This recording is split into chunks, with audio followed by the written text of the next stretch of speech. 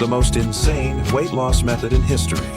Women in the Middle Ages actually let a 30-foot worm grow inside their bodies just to get thinner. Sounds like a horror movie, but back then, this was a real beauty trend.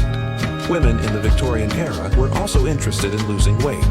But instead of relying on traditional workout methods like cardio, they turned to something much simpler, swallowing an egg that came from a tapeworm, which is a type of parasite. Once the tapeworm hatched in the patient's intestine, it fed on any nutrients supplied to the body, eventually growing up to a whopping 15 to 30 feet. And despite the chance that the patient's heart or brain might get infected by the worm, women simply didn't care that much, because it actually helped them lose weight. And once that was achieved, the only problem left was getting the tapeworm out of the body.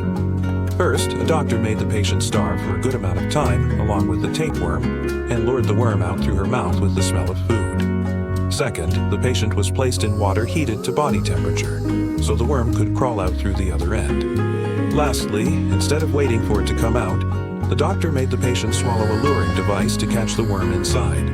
However, since shoving a metal object down the throat is extremely dangerous, and no one knew how long it would take for the tapeworm to take the bait, the patient's chance of choking to death was pretty high. But this was only half the story. The truly terrifying part was yet to come.